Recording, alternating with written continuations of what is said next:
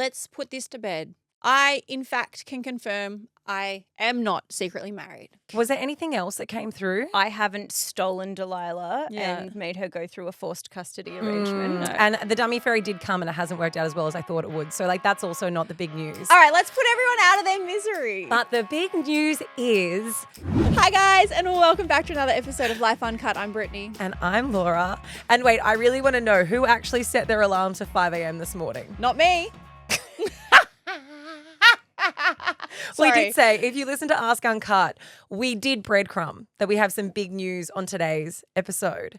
And so we told you to set your alarms to 5 a.m. And the debate entered the chat as to whether a 5 a.m. or a 6 a.m. release was a good idea.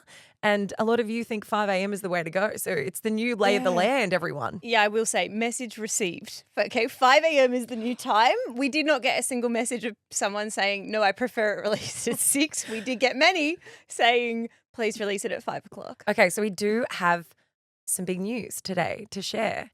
And if you want to speculate, like, now's your time. Speculate. You probably got about 15 minutes before we tell you what that news is. There already has been a lot of speculation. What have some of them been? A lot of people think that I'm already married.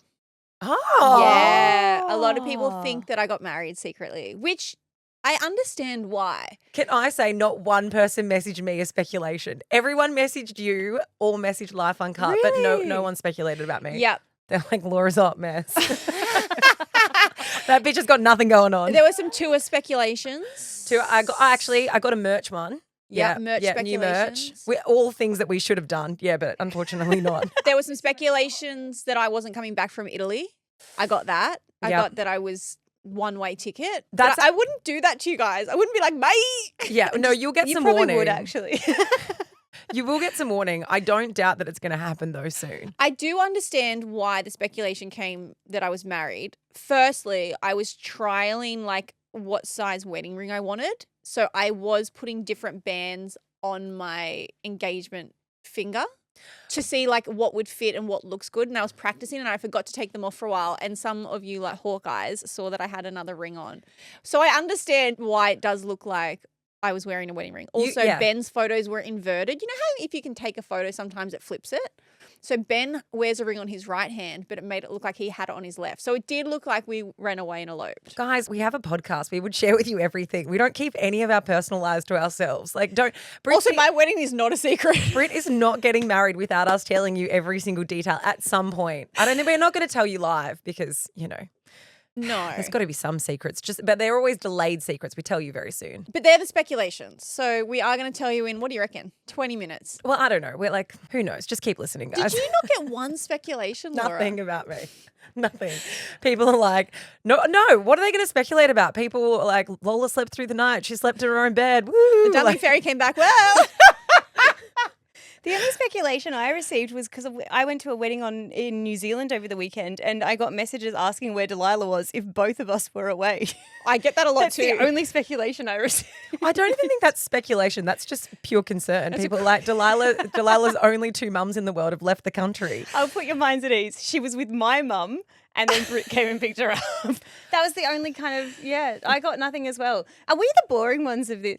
Everyone just expects everything exciting to come from Britt. I think that we're the predictable ones. That's the problem. Although you shouldn't be, Keeshia. I'm pretty impulsive. Should we talk about the elephant in the room?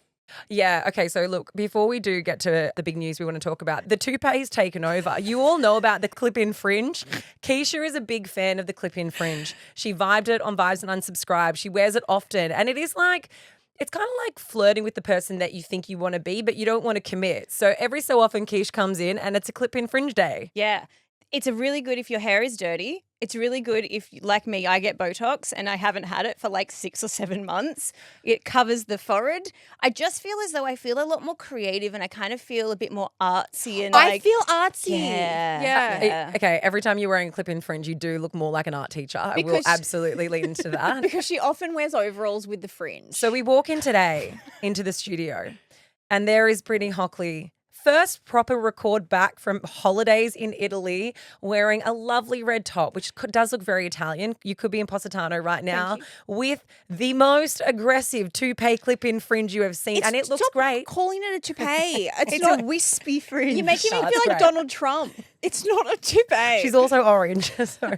I'm not. Got no sun in Italy. Okay, so when Keeshia got her fringe, we all actually got a fringe. Laura, shock, I think left hers on the top of a car and it flew off on the harbour bridge. No, let me tell you, Keeshia, this is...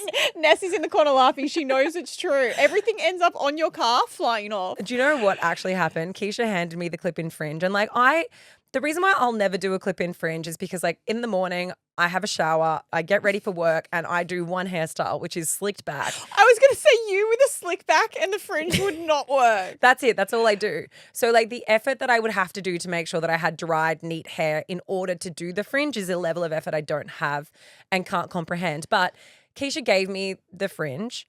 I put it in the door of my car. Yeah. That was 8 months ago. It is still in the door of my car. And Keeshia gave me my fringe when I had orange hair, so I was never able to wear it. So I've gone back now and I finally wore it. Can I tell you how upset I was? I had big plans for this fringe. This fringe was going on an Italian tour. And I got there on day one in Milan and I was like, oh, the fringe screams Milan. Forgot it. Forgot to pack my fringe to Italy. And I was so... It wasn't rational how upset I was. I was so upset to Ben. Ben's like, what's wrong? I was like, I forgot my fringe. He was thank fuck. He probably took it out of my bag and burnt it. He hates it. It is, it's just a Birkin for your forehead, everyone. If you need one or you want one or you've ever thought maybe, if you've ever been through a breakup and considered cutting a fringe, which I think every single person has done. I have done it. I've done it. I love the fringe, but you usually only love it for like a couple of weeks and then it goes through that awkward growing out stage.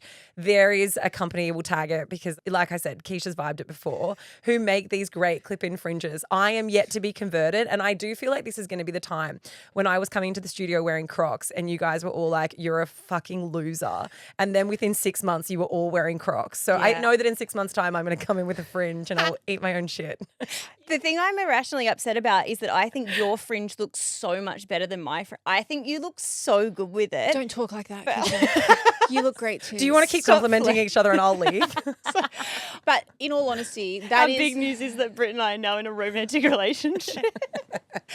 Plot twist. But that is why it is so good because you're not stuck with it. I could not have a fringe by the end of this episode. Look, this is our first episode back since being on break. And Britt, you have been in Italy. Updates. You've also been trying to learn your wedding dance. There's a lot been going on in your life. Do you know, this is so unusual. And it's only relatable to people that are in a long distance relationship or maybe, their partners might work away or you're in like the fly out, whatever it is. Yeah. But every single time I go to see Ben, and to be fair, this was the longest time apart. So we hadn't seen each other since Christmas, basically, like the first week of January. And I genuinely, like we talk every day on FaceTime, but if you think of FaceTime, you hold a phone up and you see their face. I forget what he looks like every time I see him. Like from the neck down.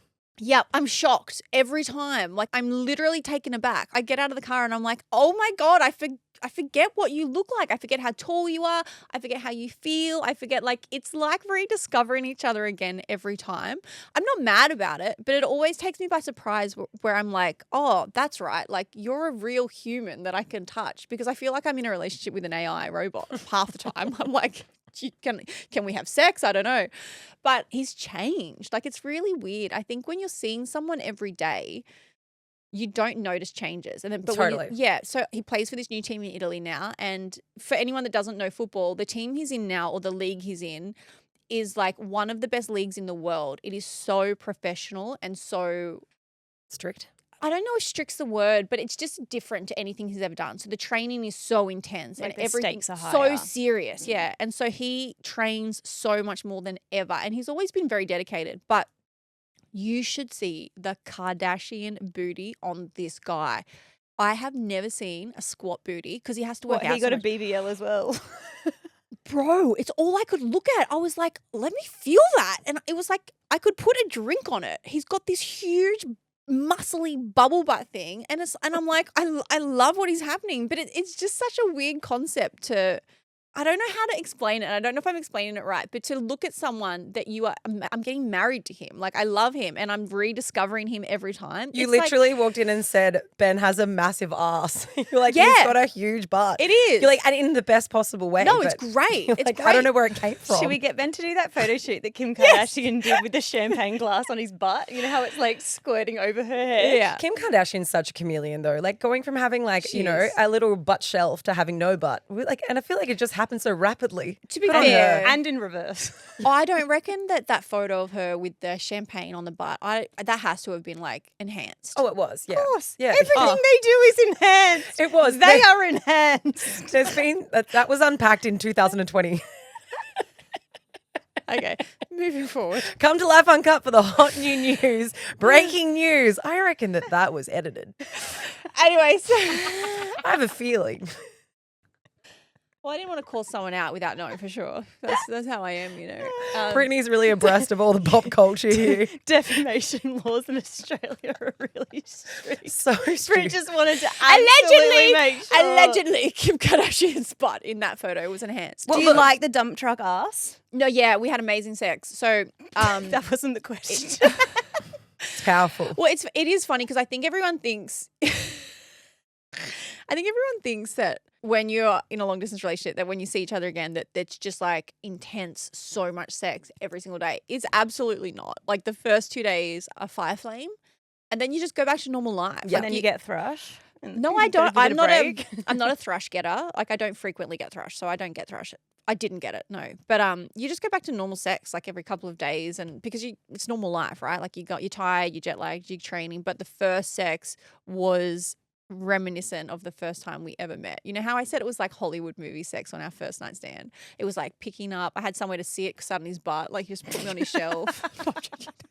But it was really, really nice. And it was special because we got to spend it with Sherry and Jay, and baby Maya came over. And so we had like a really nice little family reunion. It was cool. It's so much nicer to visit now than Romania.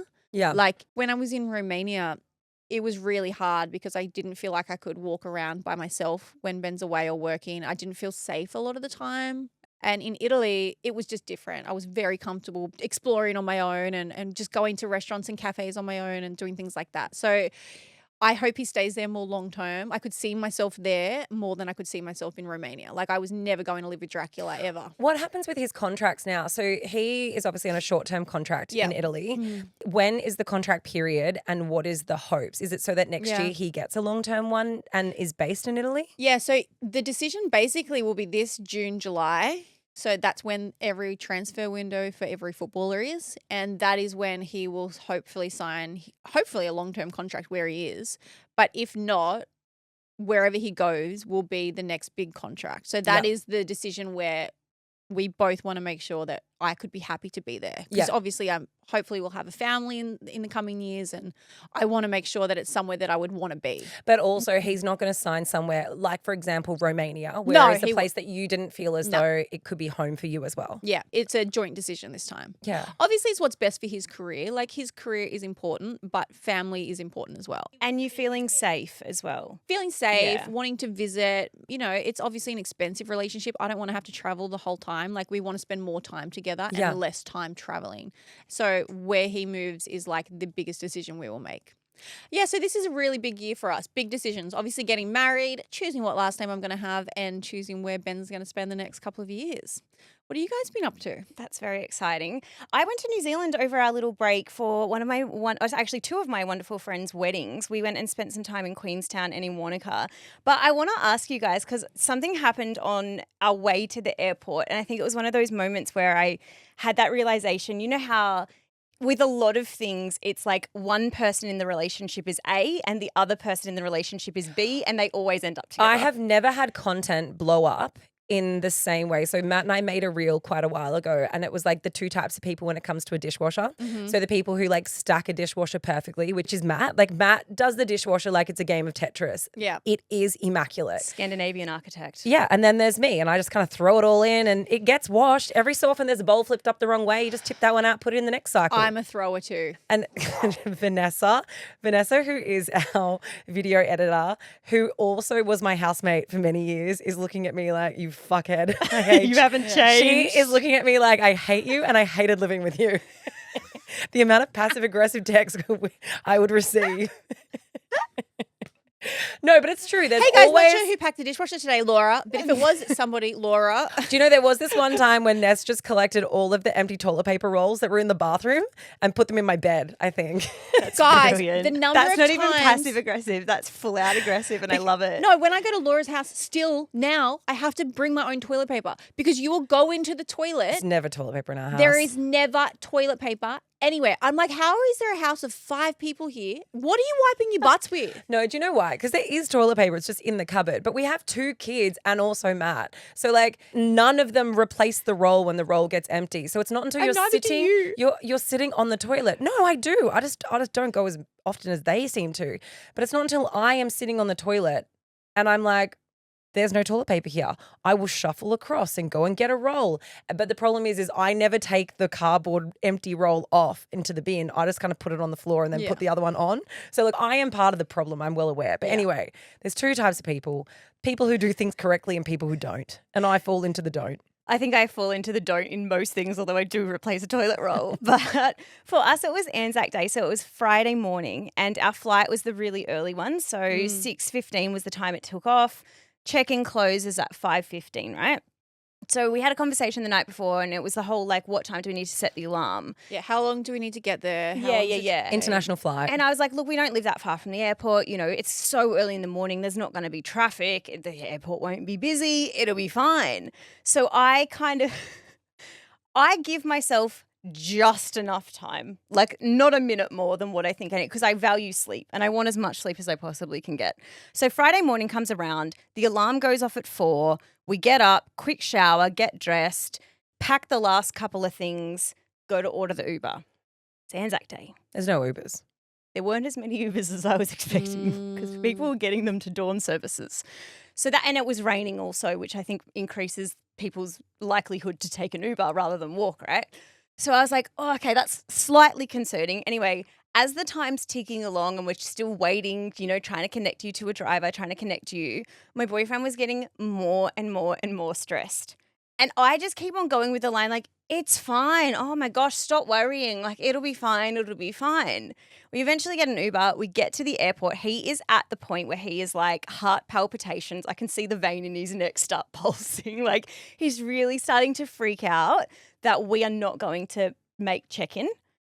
And I've realized over the course of time that I am the worst person in these situations because not only do I keep on pushing it further and further and further to the deadline of this is check-in, I keep on having things happen where it reinforces that it's actually a fantastic thing to do. Because when we got to the airport, we had about probably 10 minutes until check-in was properly going to close. Yeah, and like he was you like, missed your flight. what happens if there's a line? You know, what happens if there's all these other people, blah, blah, blah. He was freaking out. We get there. We did not have to wait for a single person. We went through the, you know, the moo queues. The express. Yeah. No express. Didn't even need it. Didn't need it. There wasn't a single person Everyone lined was up. on the plane, Everyone Keeshia. had already checked in. So we just walked straight up to the counter. It was the quickest check-in I have ever had. It was the quickest run through security. We got to the gate. You know what happened as soon as we got to the gate? They said, boarding is about to start. If you are in rows 1 to 15, can you please come to the front of the plane? And I looked at him and I just went, You can't risk that though. That's the problem. you can. Because I keep on having these things reinforced. Like, I'm getting the positive reinforcement that it's such a good idea to push it as far as you possibly can and to not, because I don't want to waste time. So my question is, before an international flight, are you the person who turns up 3 hours before? Or are you the person who turns up with 5 minutes to go to check in until you will not be allowed to board the plane anymore? I think the problem is, though, it depends on if you're traveling with someone else because it's okay to do it to yourself. I am also you, Keish. I am a last-minute galley, and I'm sure that comes. The person who's not replacing the toilet paper roll is also not getting to the airport on time. But I'm like, so long as I'm there just before boarding for a domestic, so long as I'm there just before boarding of an international, fine. But my mum drilled into me as a kid. 3 hours. Mate, she was like 4 hours. We would be there before check-in even opened just to wait at the airport. Your battery would go flat. Mind you, we had to drive up from Wollongong, so she also had to factor in Yeah. because Wollongong, for anyone who's not in our well, not in our state. Wollongong to Sydney is an hour and a half, sometimes 2-hour drive. So you have to factor in that part of the travel as well. So she was like, we were always 4 hours ahead of an international flight. But also, you've got to think when we grew up, it was different because you didn't have as quicker like entry into everything. The lineups were longer. The systems weren't as quick. So you would get there 3 hours before and you needed those 3 hours. But I'm like a mix now. I'm both. I will turn up with enough time, but I'll still be the person that gets called on the overhead. So I'll be there for 2 hours sitting there at a cafe and then I just lose track of the time. And then they're like, final call Brittany. So I've been there with all the time in the world. And then I'm like, what? Like the number of times Sherry and I have done that where we've been like, sipping on a cafe, reading a book, like just chilling out with so much time. And then we get a final call and we are running through the airport. But do you think that couples, like, do you think that one of you is one way and the other is the other way and it always causes conflict? I actually think that most of the time we're attracted to people who have those slightly different traits to us. Like Matt is the organized one in our relationship and I am the chaotic one. But you kind of can't have two chaotic people in a relationship together or shit just constantly goes wrong.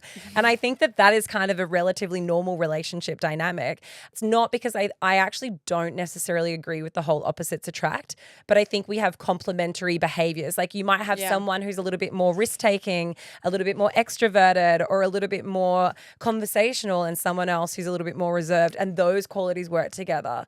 Yeah, Matt is the admin person in our household, and I am the like, woo, tell me where to be and I'll be there, but I'll bring a good time. There was one time actually, and I was just thinking when we went through a couple of minutes where he was a bit pissed off with me, where he was like, I know that it's worked out this time, but there will be a time that it doesn't work out. And that smug little smile on your face is going to vanish. Because I remember a couple of years, this have to be nearly 10 years ago, my best friend Danielle and I were traveling through France, and it was this small airport a couple of hours outside of Paris. And I was very much the like, don't worry, it's fine, it's a small airport, it'll be sweet. We ended up getting so close to not making the plane that we were trying to get through security. There were heaps of people. I don't know, they must have had like a bit of a backlog bottleneck. And our names started getting called over the speaker. And I had to use the very limited French that I could speak to apologize and basically just push through all of these people. We've sprinted to the gate. And I mean like proper sprinting. And we got there. And the woman who was checking us in said to me, oh, thank gosh, we were just about to close the flight.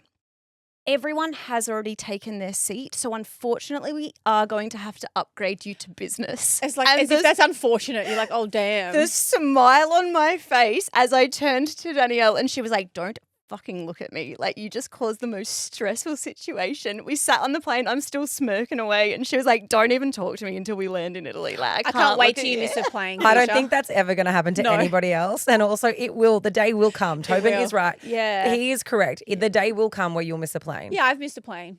I haven't missed one yet. It keeps on getting reinforced that it's a great idea. The longer and longer I go, the better it gets. The problem is I once dated a guy who also was the type of person who was just shrouded in chaos, and he would also push things to the very nth degree. And we had a transfer to get from LAX back to Sydney, and we missed our flight because we were both disorganized. And the solution to that was that we stayed in LA for 2 days and we went to Disneyland. So actually it worked out fine. Fantastic solution. It was fine. This is all a big plus. All right, everybody, the time has come. So now I'm worried that people are going to be disappointed when so many people ask for live shows and merch. It's not actually podcast related, the news. It's all right. not. We already have merch. It's still on the website. Yeah, but it's not new merch, you know. True. And also it's not like new live shows, which I know look, guys, we were planning them and maybe there's a spanner. So we'll see. Yeah, we did have big plans for the live show. All right, let's put this to bed. I, in fact, can confirm I am not secretly married. Not yet. No.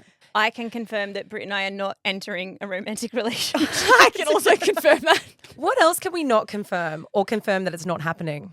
Live shows. Live shows, merch. I didn't secretly move to Italy. I'm back. Was there anything else that came through? I haven't stolen Delilah and made her go through a forced custody arrangement. No. And the dummy fairy did come and it hasn't worked out as well as I thought it would. So like that's also not the big news. All right, let's put everyone out of their misery. But the big news is, so you guys know that Matt and I have been talking a lot about whether or not we were going to have baby number 3. Just say it. And it turns out that we're having baby number 3. No,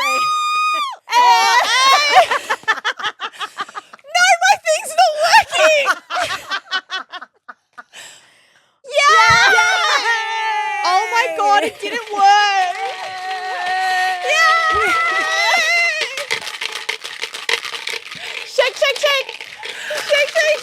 have giant bottles full of babies. I'm pregnant, guys. I am very insane. And it turns out that for a very short period, Matt and I got on the same page about whether we wanted, oh my God. It's like you Miss World. We've put a sash on you. It says mama to be. For the third time. For the third time. Yeah, congratulations. Thanks, guys. Yeah, so I can't believe no one guessed that. No one speculated that. well, I think Hold your bottle. I think people do consider whether or not you're insane enough to have a third child. Like the reaction to number 3 is not the same to number 1 and number 2. Number 1 and number 2, people are thrilled. Number 3, people are confused. And that seems to be the overwhelming reaction from everyone. No, what's going to shock people the most is probably not that you're pregnant, but now tell people how far along you are. So I'm 18 weeks pregnant, everybody. So far. Even Matt, we were talking about it, and even he was shocked because he thought it was 13 weeks. But yeah. Like you're nearly 5 months. I'm 18 weeks. Well, no, because it's always interesting with pregnancy because you think 4 weeks is a month, but actually it's not. So like I'm 18 weeks, I'm 2 weeks shy of halfway. But yeah, I've been keeping a little secret for quite some time. You've actually done really well, but I think I haven't been able to tell. It just looks like you've had a big pasta until probably like the last 2 to 3 weeks you've really popped. Well, also, I mean, look. You're gonna You get don't it want to out? hold your baby Sorry, bottle? sorry. For everyone, that was a lot. For anyone who wasn't watching this on YouTube or on socials, that was probably audibly very hectic. Keeshia organised plastic bottles that are full of tiny plastic babies. And it was, it's not the best for audio. And also party poppers, which were great. Mine didn't go off. But we've used these party poppers before, and statistically only 50% of them work. I'm a bit disappointed in the party popper, to be honest. No, it was great. But not disappointed in the news. I'm so excited about the news. Yeah. And I would love for you to share, like, how did you and Matt kind of come to the decision to have the third? How did you tell him? So, I mean, I feel like I've talked about it a little bit at the beginning of the year. Matt and I were not on the same page. He went through a period where he wanted to have a third. Then he decided he didn't want to have a third anymore. And then it was like when he made the decision he didn't want to, I changed my mind and I wanted to. And so we kind of toxic. So toxic. It was like when he took it away from me, I wanted it back. Yeah, it's giving back into the bachelor days. And then we did this dance for a while where like I wanted it, he didn't. Then he wanted it, then I didn't. And I kind of put it down to any time I was ovulating. I was like, baby. And then I would not be ovulating. I'd be like, that's a terrible idea. Anyway, there was a very small window where we were both on the same page. Yeah, and what window was that? It didn't help. So Christmas, it was Christmas time. Obviously, it's a Christmas miracle. And Matt and I, obviously, for a couple of weeks, we were on the same page. And it was a really small window. But the thing that's even funnier is I've actually known for a really long time. I found out very early on with this pregnancy.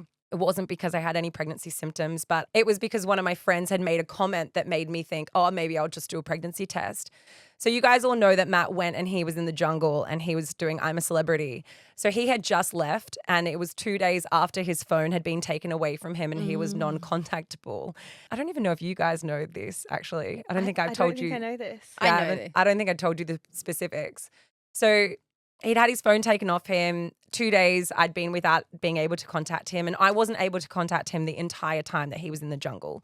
So one of my girlfriends was like, wouldn't it be funny if you found out you were pregnant when he's in there?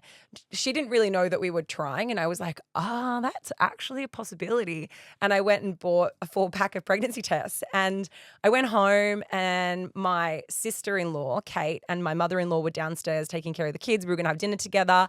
And I just so casually and so confidently that I wasn't pregnant, walked up to the bathroom, peed on a stick like there was no consequences to my actions. And then I sat there and I was like doing something. And then I looked at the stick and I was like, fuck off. Is that a line? And I was like, that's true. Is that a line? And I walked downstairs and I just said to Kate and to Ellie, I was like, guys, sorry to interrupt you. Can I just get your eyes on something? Do you think that this is a double line? To Matt's sister and mom. And they were like, yeah. And they both were a bit beside themselves. And then we just had to have dinner that night. Like everything was normal. Just the gals. Just the gals. And then I wasn't able to tell Matt for ages. So the whole time he was in the jungle, I wasn't able to tell him. And then it was really tricky because I didn't want to tell him when it was the finale. I didn't want to tell him as soon as the show, because I don't know if you guys remember, but the show wasn't filmed live this year. So we were over there. We did the finale over there. Maybe it now makes sense as to why I so desperately wanted his business class seat. I was first trimester vomiting most days and traveling with the 2 girls by myself. Fuck So that. I was really struggling. To Africa. Yeah, I took the kids to Africa first trimester. Woo, don't recommend it. But I didn't want to tell him there. And then when we came back, we had to wait for the finale because it hadn't aired on TV yet. And I didn't want to tell him until after all of the excitement and all of the kind of craziness of I'm a Celebrity had ended. I didn't want to, a couple of reasons. I didn't want to take away from an experience that he was having and kind of like experience top it with another thing. And I also wanted him to have some time to process what a huge thing he'd just been through. So I didn't really know what was the right time to tell him. But You waited so long. I waited so. He was mad You're at me. making it sound like you're like, I'll give him a couple of days after finale. Tell everyone how long you waited. So I knew for 2.5 months before I told Matt that I was pregnant. Can you deal? Hang on, how long did you wait from him coming out to you? Like, I Because could a lot of that was out of your control. About a fortnight, maybe. 3 Yeah, weeks, about a fortnight until I told him that I was pregnant.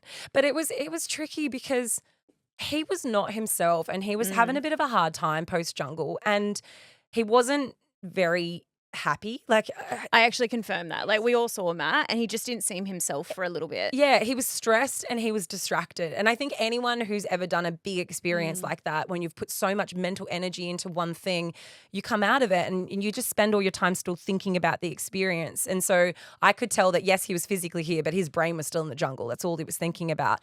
So I was like, I just kind of want to give it some space between when that experience ended and like telling him something that I don't know how he's going to react to, because I knew he was going to be really excited about baby number 1 and baby number 2, like Lola and Marley.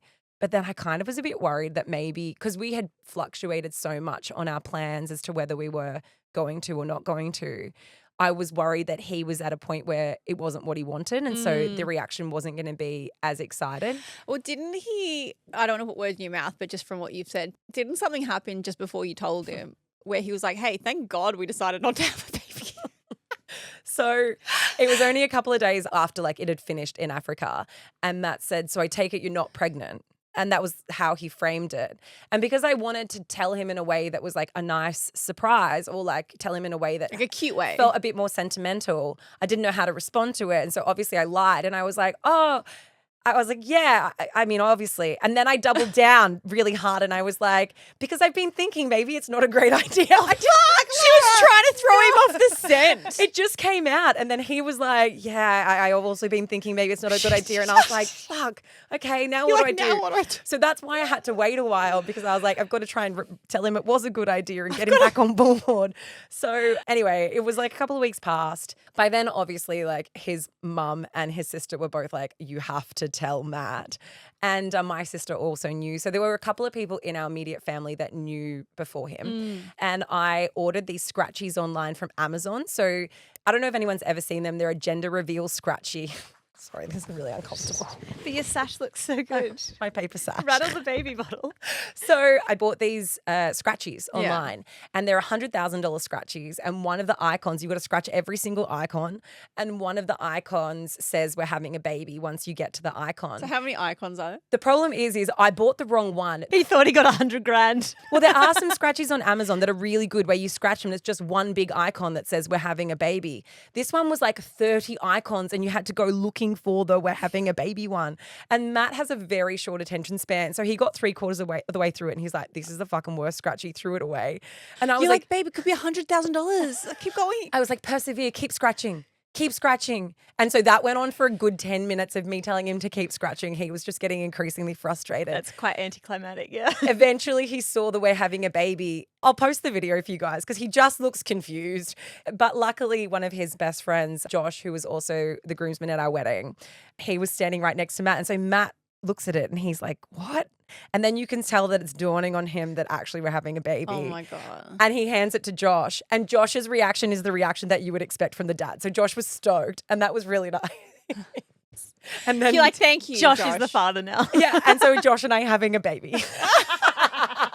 So this is our announcement that Matt and I have indeed split, and Josh and I are having the baby. No, and Matt is actually so excited. I think, I thought you were going to say, no, Matt is actually the father. and to be fair, I'm 90% sure he's also the father. No, he's the father. So we need to do a paternity test.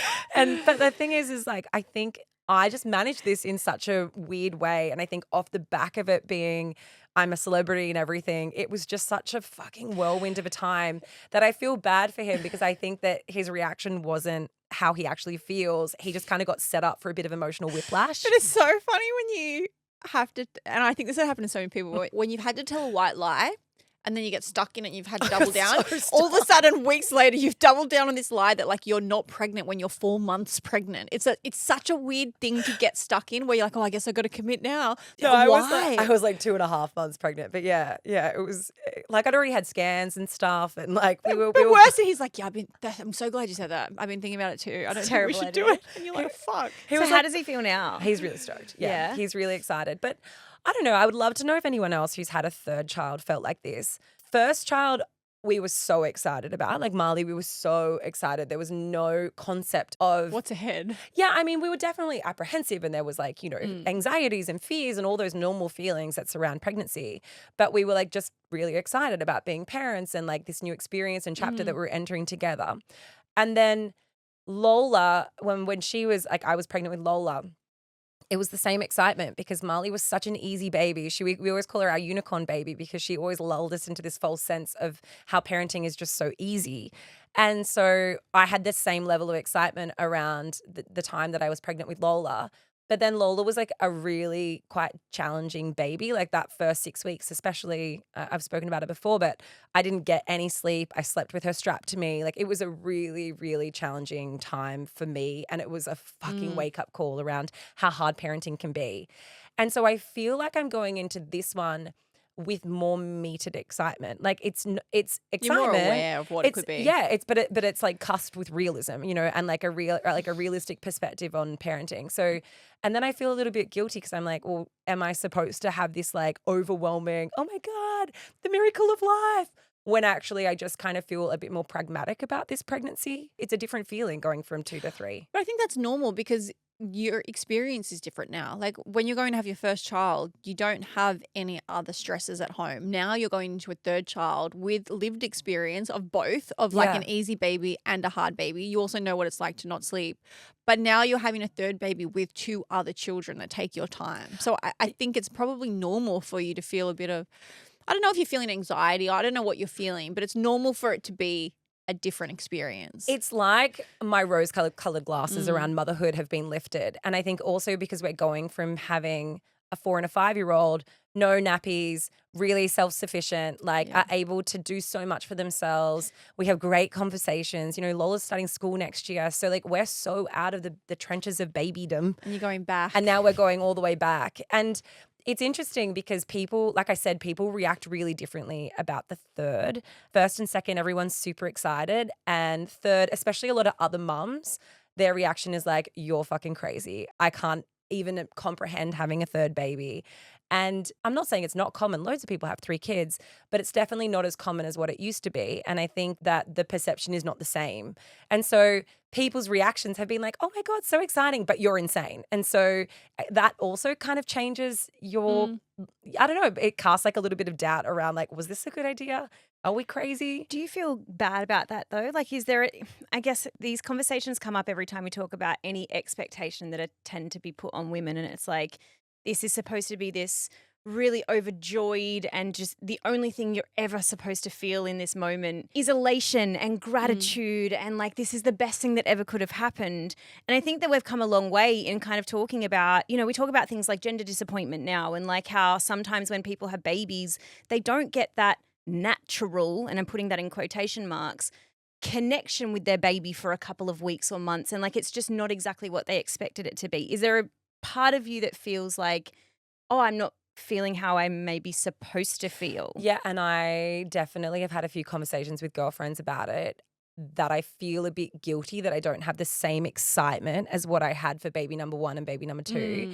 And it's not because I'm not excited. Like I really don't want that to be misconstrued or for anyone to think that I'm not grateful. Like, of course, I have all those feelings. but I have more apprehension about this one for some reason. And I think it's just because I know what I'm in for. I know it's going to be hard.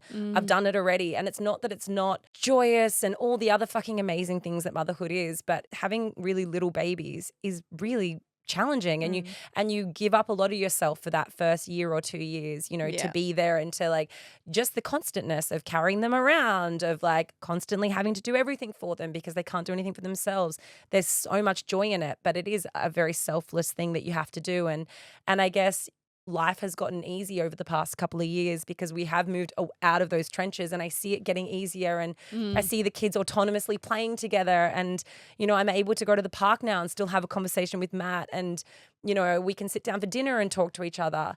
And I know we're saying goodbye to all of those things that we've regained as a couple. And so part of me is a little bit like, oh my God. And it is interesting to me that people feel so okay with telling you that you're insane. Like it's, you know, it's very rare that no one's ever going to say to you when you have your first baby, you're fucking crazy. But people are very, very happy to say it about the third child. And so I think other people's reactions to it have kind of made me be like, oh, that's an interesting, everything about this has felt different to 1 and 2. Everything. Yeah, I know loads of people, like loads of my friends have 3 kids. So yeah, I wouldn't let that bother you. I know loads of people who've had 3 kids too. It's not like, I'm not saying it's not common, and I'm not saying that it's like so bizarre or weird, but I'm saying there's a lot of people that choose to not move beyond 2. I also wonder if it's because the gap between Marley and Lola is quite small, and then the gap with this third baby is larger. So maybe everyone else, and I kind of had thought like, I'd kind of thought you'd put a bow on that and gone, yeah, that like this is our family, this is how it's going to be. Obviously, I've spoken with you a lot about you thinking about having a third for probably 2 years now. It's been a conversation. But I really would love to know how Lola and Marley May reacted. I waited pretty long to tell the girls for a couple of reasons. So I didn't want to tell them and have them telling everyone. Like how Marley did with I'm a Celeb? Everyone. So like the kids have no filter, and they, of course not. You know, they're so excited. They're going to go to school. Like Marley's been telling random people in the park, actually, she might even be listening. There was a woman who was a lifer who I met down in Ulladulla. We were at the park together, and Marley just was like, my mum's got a baby in her belly.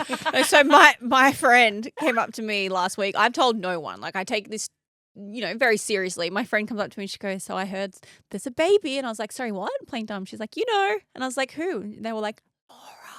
And I was like, how did you know? She goes, well, my friend was at the park with her daughter. And she's like, and she's pregnant. Her friend's pregnant. And so her friend's daughter was just at the park to a random, which turns out to be Marley. And the little girl's like, my mummy has a baby in her belly. And Marley goes, so does my mum. And so that daughter went and told the random woman. The woman told my friend, and my friend told me. And I was in the park at the time. And I remember this unfolding because this other pregnant lady turned around and she was like, oh my God, you're pregnant. And I was like, ugh.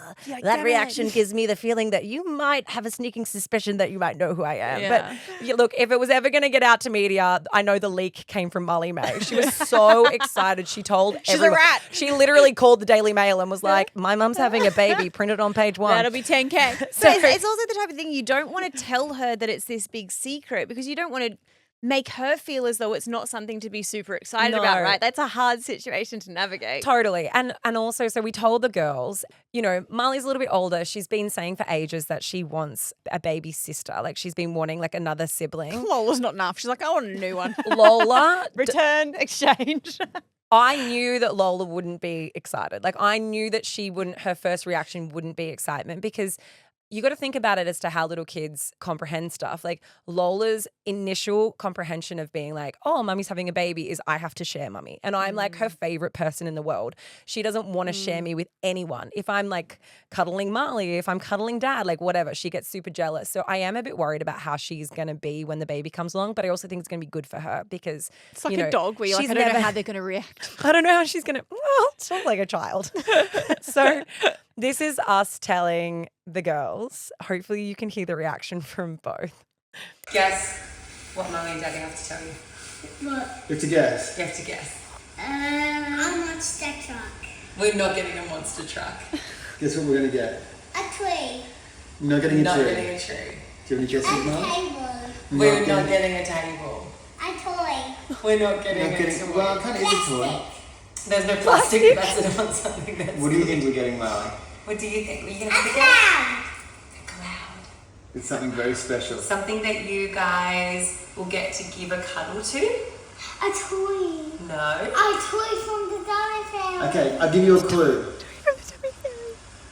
It's in Mummy's tummy. A baby. Yeah! Guess I what? want a toy, not a baby in the tummy. I'm getting out of here, actually. What'd she say? I'm getting out of here. I'm getting out of here, actually. I'm getting out of here. I gotta go, baby. Yeah! You're gonna be a big sister. Yeah! I'm getting out of here, actually. Lola, are you excited? Oh, she actually left. She left the building. Lola said, I'm getting out of here, actually. And she stormed off. Oh my gosh. She's the proper upset. funniest child I've ever met in my life. She's, mate, yeah, personality higher. I would really like to get a bracelet that says WWLD, and it means what would Lola do? So same. That's our next merch. So I went upstairs to Lola afterwards. She was really upset. She went and had time out, locked herself in a room. And I went up and I opened the door and I sat down on the bed and I said, what's going on? Are you okay? And she just started crying and she said, I don't want to share, Mummy. She said, you're going to love a little baby and you're not going to love me. And that was her instant reaction, was around feeling as though I have to spread myself between both children, like more children. 3. There'll be 3. Yeah, 3 children. How many kids do I have? That was really sweet. Like, that was really hard. But Has she come around now? she's completely come around, so much so that I have one more bit of audio that I want to play you guys. So much so that, like, I found a video in my phone. So this is like a fear of mine. My children watch me speak on Instagram and they will copy me. Obviously, they don't know what Instagram is. They have no understanding that the social media, but they think like mummy's talking to the phone, someone on the phone. So every so often, Marley and Lola, they will take my phone, they will open the camera and they will video record themselves just chatting away about their day. It's like they're doing their own mini vlogs, but they don't go anywhere, right? Swipe up. Yeah, literally. So Lola was running around with my phone and I was like, okay, cute. I don't know what she's doing, but I'll go and have a look later. And so I opened my phone to watch this video that she'd gone and taken on her own. And this is what made me realize that everything is going to be okay. So, apart from the fact that my child wants to be on TikTok. Hi, everyone. I got a baby in my mom's tummy, and I so decided to get it out. So excited! So, how was your job? So great. I love it. And I'm so excited! So, I really like it to get a baby out, but it's coming out today. Not really, but I really want the baby come out, but it's not.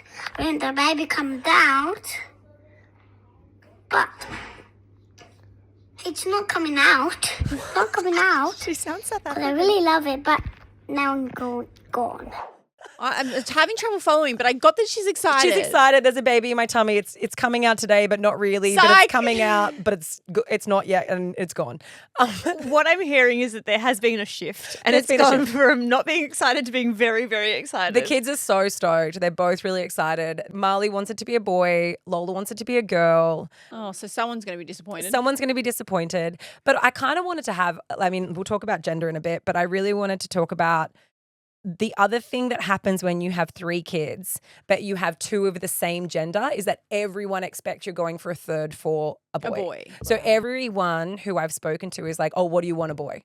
And that's been like the assumption. And I really want to say, like, you look, Matt and I are slightly different on it. I think Matt would like a boy. Like, we've had conversations, and I think if he had a preference, he would say a change of scenery would be nice. And I think he's always envisaged himself as having a boy. That's his version of fatherhood that he kind of pictured. However, for me, I do not care. Like, I don't want to have a third child because I want a specific gender. I want a third child because I want to experience all of the incredible things that I've experienced with my kids. And I feel as though we're moving out of those phases and I'll never get to have them again. Something just didn't feel complete for me. So that's kind of my biggest fear, is like, I think that people think that if we were to have a girl as a third baby, that there would be disappointment. And I want to say, like, for me, I could not care less. It probably has Could pros not and care. cons as well, because you've already got 2 girls. You know how it works. A third girl would fit into, the sisterhood, and there's 5 years difference. So I guess if you had a boy and it's a different sex to the other He'd two. be so left out. Well, yeah, it's a big difference, and to be a different sex as well. But I think that there'd be pros and cons to both, and I can't imagine either of you actually care. Like, as much as you could say you have a preference, at the end of the day, everyone just wants a healthy baby. Yeah. Are you going to find out gender? We are actually. So look, I mean, Funny you should ask that. here's a little bit of a scoop, guys. So we are actually going to do, if you're listening to this on Wednesday, so like today. If that you the set your episode- alarm at 5 a.m. as you were told to. as the episode came out, Matt and I, because obviously Matt's having a conversation about us having a baby on Two Doting Dads, because that's, you know, that's his audience. That's where he can have the chat. Yeah. It's kind of in the title. Yeah, and I'm talking about it to you guys. Like, we share everything about our lives. Well, not everything, but we share so much about our lives with you, and it's like such a privilege that you care enough to want to know about it. So Matt and we were talking about what we would do, because up until this point, we've never found out gender before. We've always found out at the point of delivery, whether we're having a boy or a girl. But this time Matt was like, I really want to know. At the time, and when it all came down to like me telling him that we're having another baby, I wanted him to feel really excited about it. And so I kind of gave that over to him. I was like, okay, well, this baby we can find out. And that made him like, you know, he was stoked.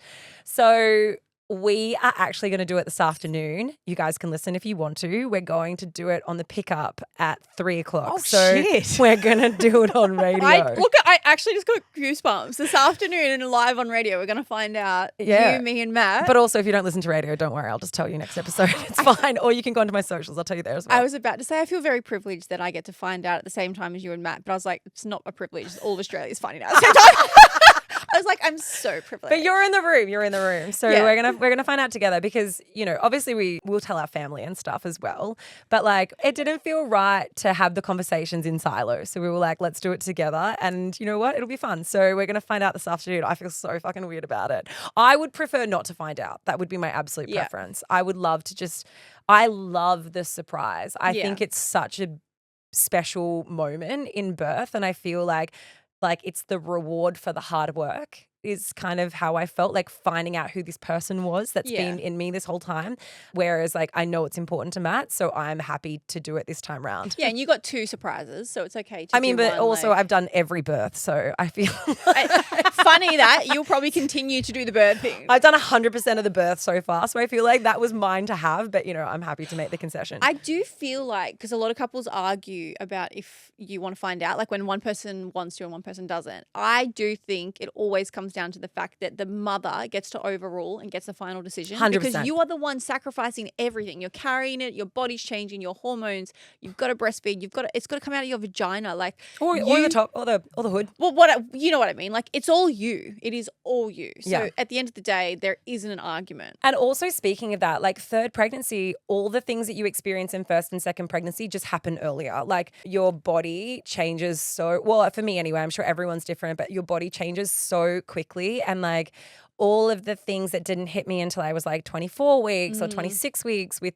the other two just happened sooner. And I think it's maybe because like, you know, gravity and like I'm older, I'm considered geriatric pregnant. Actually, I was considered a geriatric pregnancy Years last ago, time. yeah. But I'm 39. Like, I feel like they need to change the parameters. I know. I didn't walk into my appointment with a Zimmer frame, but 39, the reaction from the obstetricians around age-related birth has been It's different. It's been different. They were really chill when I was 35 having a baby. They didn't seem to like take it as seriously, and I never, I mean, you know, it's up to everyone's own personal preference, but I never had the NIPT test done with Marley or Lola. It was just my preference. I had the nuchal fold test done, which is like when they look for genetic abnormalities based on the structure of the baby, but I never had a chromosomal test done on them either.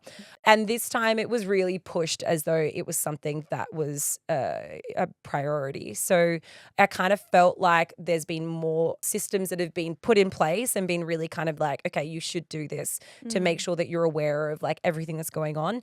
And also with Marley was 42 weeks. So she went over by 2 weeks. And my obstetrician was like, you are absolutely not going over. You will have a baby at 38 or 39 weeks. So I know that it will be end of September. when I have, unless I come super early, but that's never been the case for me.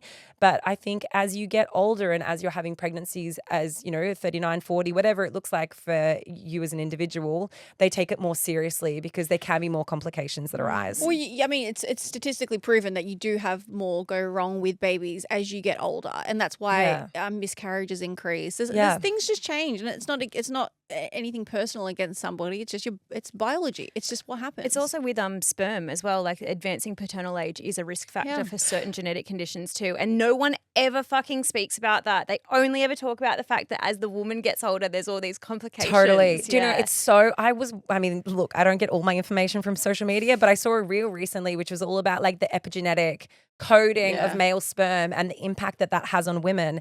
And it was around this guy being like, men should get into the best shape of their lives 9 months before they get a woman pregnant. And that there has been links of like sperm has an impact on miscarriage rate, on whether a woman ends up having preeclampsia. There is such a more defined link to the sperm than what anyone ever knew before. And everyone always just thought it was like completely the woman's body, completely the woman's like responsibility. But actually they've realized that there's so much DNA that is responsible for the impact of the pregnancy and also the quality of the birth experience of the mother. So yeah, if your partner's fucking drinking and smoking and not taking care of himself, but you're trying for a baby, tell him to pull his head in for sure.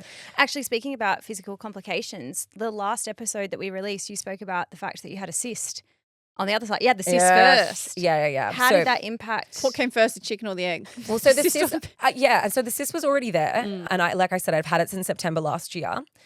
However, it's been fluctuating in size and it had decreased at Christmas time. So I had a scan done at Christmas time. And I guess the part of that story that I wasn't able to tell you until now.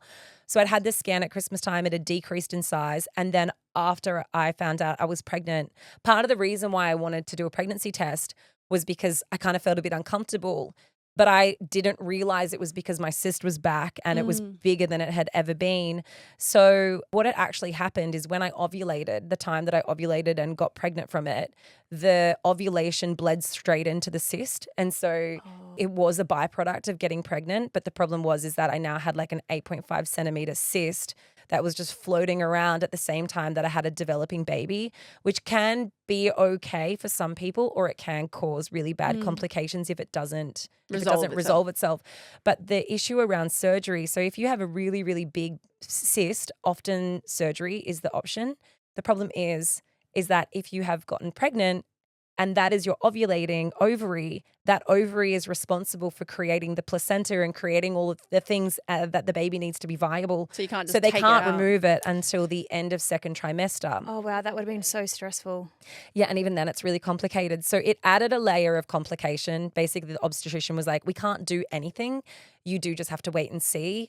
And if there's torsion, it would have meant complications not just for the ovary, but also for the baby. So I'm so lucky that has just kind of like spontaneously resolved, not completely, but resolved enough that like my ovary is not at risk now.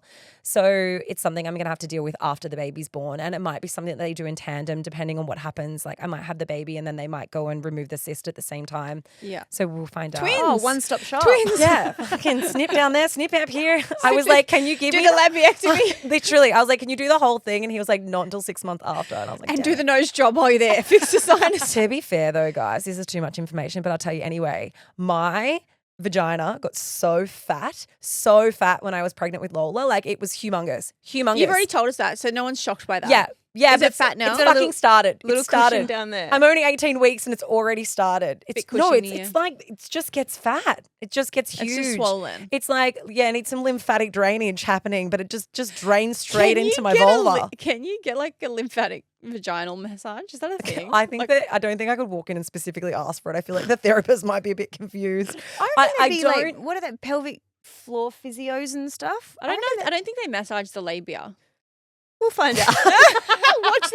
Watch I'm this not space. offering. There's so many weird things that happen to your body during pregnancy though that people don't talk about. Like people always say like, oh, you're glowing. And it's a lie. You get melasma, your nipples go dark, your nipples get long, your To be labia fair, gets fat, you get a no. weird line on your belly, you get hairy. Like But it's the calling most bullshit. beautiful time ever. You look amazing. I'm calling bullshit on that one.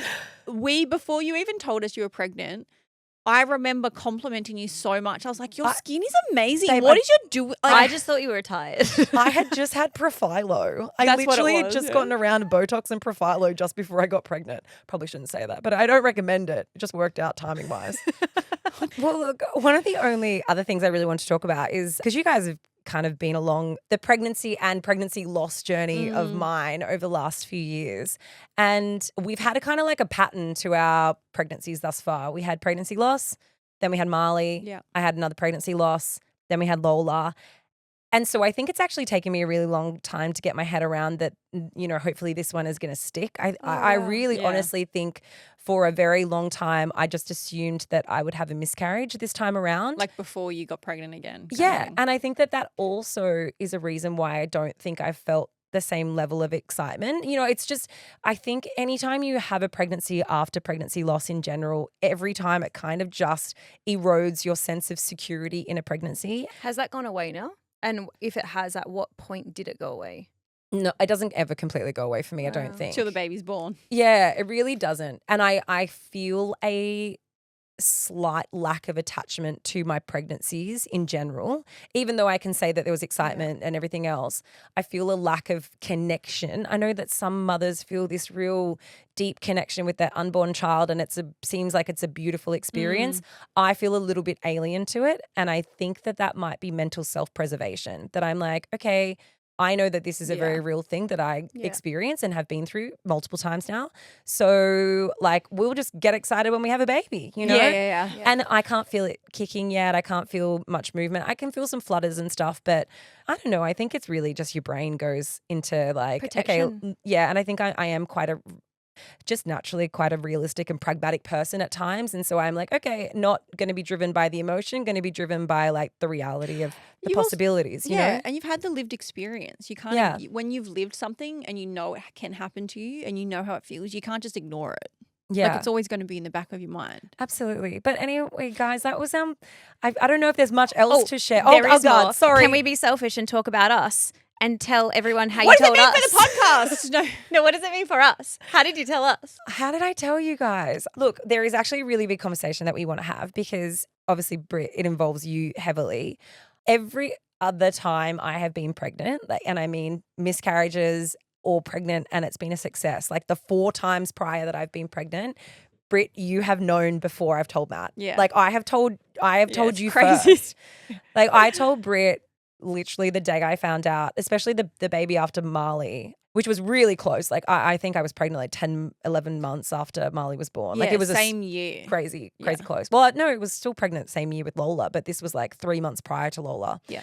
So I think Marley was only like 9 months. I told you and then I hadn't, so like I told Matt and it was only a couple of days later after I told Matt that I miscarried, but Britt knew for like weeks prior to me telling Matt, which I'm sure he's thrilled to know that now. He's Sorry, probably Matt. like, what the fuck? But this one felt different and it felt different because obviously you are in a very different place with your wanting to have kids and fertility and the conversations that we've had around IVF and everything else. So I had this real fear around telling you and it upsetting you. Yeah. Or it telling you and it feeling as though it wasn't going to be received as good news, because I know that, and you know, we have had so many conversations around how you can be happy for a friend and be sad for yourself.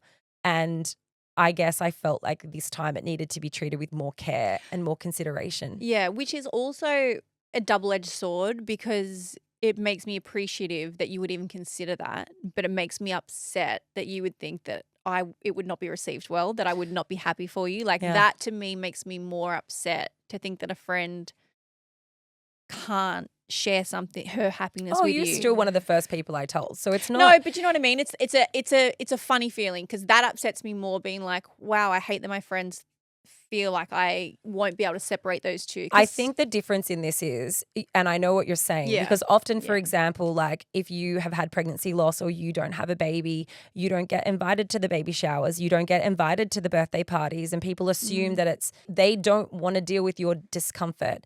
And know that in my situation and our situation, it's not that. I just knew that this time it needed more sensitivity Yeah. and it needed more consideration. Whereas last time and the time before, I just told you the day of. It didn't matter. It was reckless and careless because I different didn't time. have to care Yeah. because you didn't care. But knowing now, when you have friends who deeply care and who are going through their own experiences, it's important to approach it in a way, I think, that is considerate and is sensitive. And also, Yeah. I kind of wanted to like figure out how I was feeling about everything and an idea of like, well, how does that impact? Yeah. Also, because we're best friends, but we're also business partners in this as well. So yeah, and I really think like we want to do a whole episode, which we will do in the next little bit. Yeah, because it's complicated and Yeah. it's so multifaceted and multi-layered. It's definitely not something that we can throw into an episode now. And it's not something I would want to talk about now either, because it does come attached with some confusing emotions. And I think this emotion right now for you is happiness, and this episode is excitement and happiness. And there are conversations that we will have in the future about this conversation, because I know there's so many of you listening now that are on my side of the Yeah, fence, and there are absolutely. people on Laura's side of the fence. And when I say fence, I don't mean like opinions. I mean where you're at in life. Like some of you are going through it not successfully, and you have friends that are going through it successfully, and there's people on both sides of that fence. So I think it's important that we do talk on both. Yeah, and I think the big conversation that we want to have about that, which will be its own episode, is around like, how do you have those conversations and how do you hold space for someone who's living a very different experience, and what does that look like? Because you are always, and as women, we are always going to have different periods of life where we're not able to be on the same page as our friends. And it's not just you, Britt. Like I have other friends who are going through or who have been through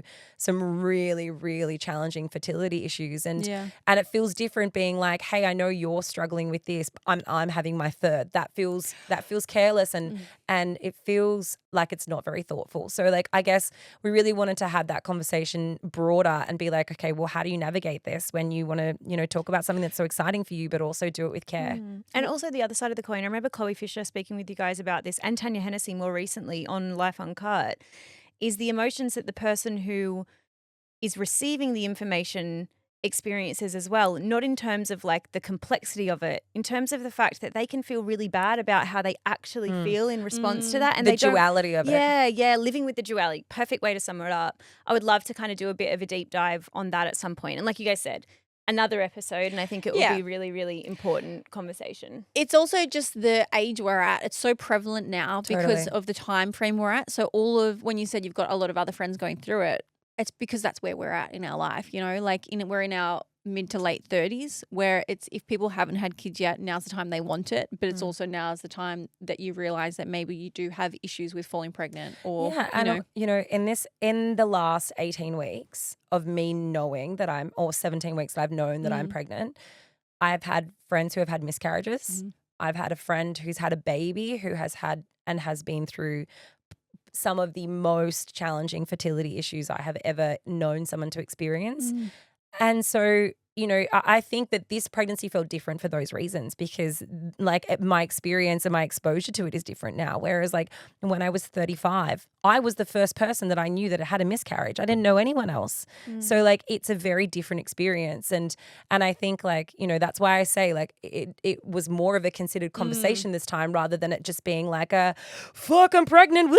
Like, like pull out method doesn't work, which was how we kind of approached it last time. I reckon that actually should be something that every single one of us, as in I'm talking about you listening, we should actually be so proud of ourselves, because that has shifted so much in the last couple of years. I think our ability to recognize the emotions involved in situations like this.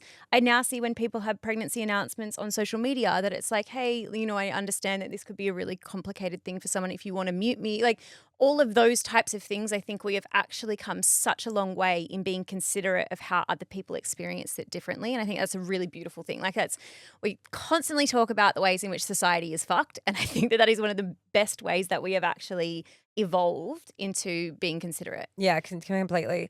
And, it's a really interesting thing, because like I think about like this whole concept of motherhood, and like if you had asked me in my 20s if I was going to have kids, and I've said it before, I didn't even know if I wanted to have kids. I never had this deep maternal pull. I never How do you feel now?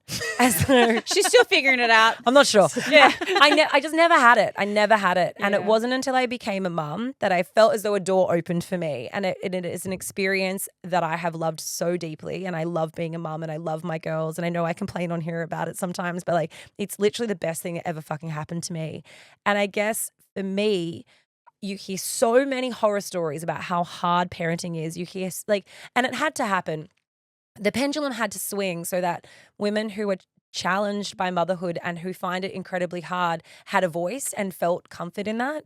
But I also think sometimes that the pendulum swung so far in the opposite direction that we don't hear about how great it is and how fun it is and how actually you can discover a whole new identity in motherhood. Your life doesn't just stop. Work doesn't just dry up. You know, your sense of self doesn't just disappear, but like you kind of become a new version of yourself. And that's what I have felt motherhood has been for me. And I fucking love it. So like when I think about it in that respects, I get really excited because I'm like, well, he's a whole new human that I get to meet and who's going to be like this cool little person who's going to scream at me and treat me like Lola does. You know? I have one more thing. So on the weekend, I was talking with my friend Sophie. Shout out, Soph. I know that you listen. You're a big lifer. And we were saying, I was saying, there's going to be a really exciting thing coming on Wednesday. And she was like, what is it? And hand on my heart, I kept it a secret. I was really proud of myself for not sharing it. I was like, you got to wait. You got to wait. And she was like, the podcast isn't ending, is it? Like, oh my God, that's a bad secret. We would never hook that as an announcement. Well, stay tuned to this week. I wanted to wrap this by saying, Brittany and Laura unemployed.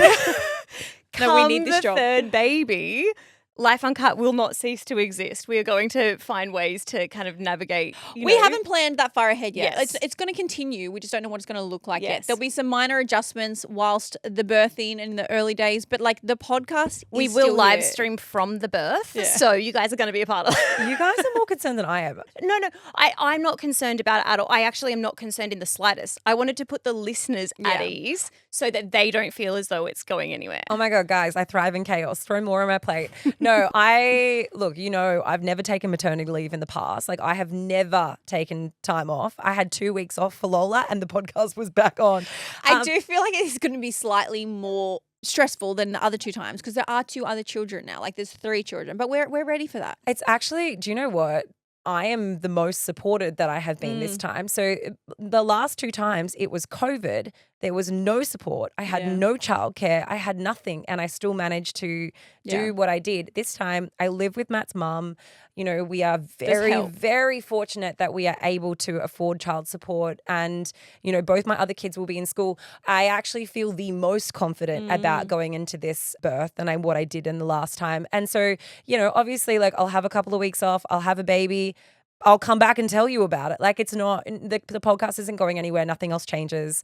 This big news doesn't stop anything. I think you should be really proud of that though, because you've put the systems in place, you know, like you've got the support systems in, you have multiple businesses, you've got amazing people in each of those that it takes a village, right? Yeah. And you've got the village. But we're also 100%. lucky that this job as a job, it can be done from anywhere. So if there's a bad Like a day, delivery room. Well, it's like if there's a bad day and you need to be like, hey, we need to do it from home today, we can do it from home. We've got like we are blessed in the fact that we have a job that is mobile like that. It's not like you've got to turn up to a 9 to 5 at a storefront.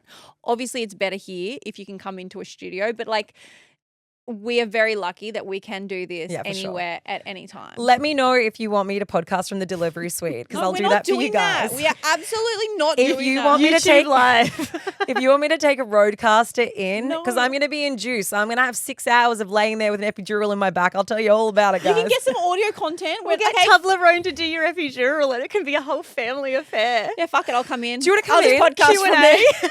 You can come in. Guys, it's crowning.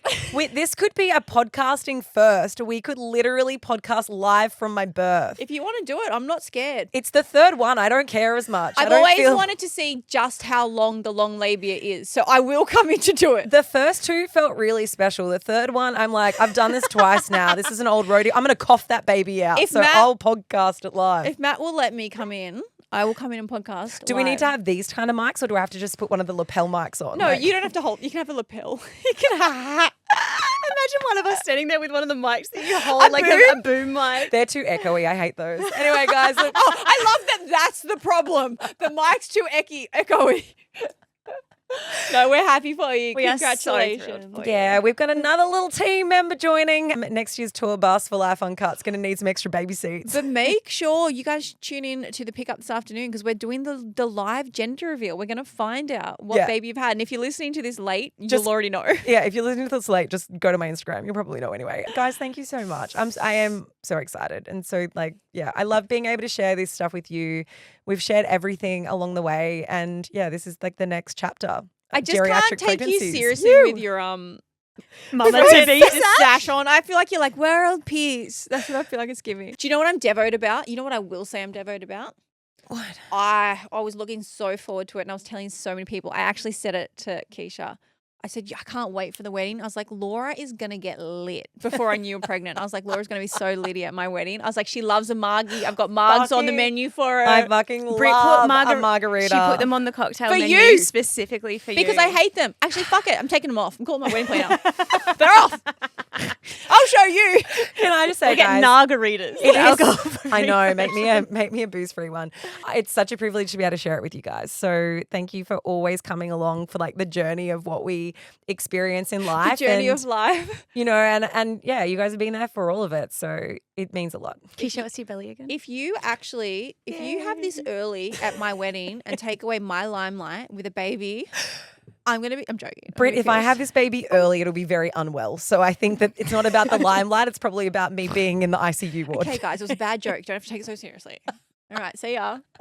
Anyway, guys, that is it from us. If you love the episode, please don't leave a bad review on that. Like, That's a pretty fucking awful thing to leave That a bad would- review about. Sorry, if you're leaving a bad review on the fact that Laura's having a baby, you can stop listening to Life Uncut. That would be weird. But yeah, like, look, leave us your reviews. You can go and join Life Uncut podcast on Instagram. You can watch it on YouTube.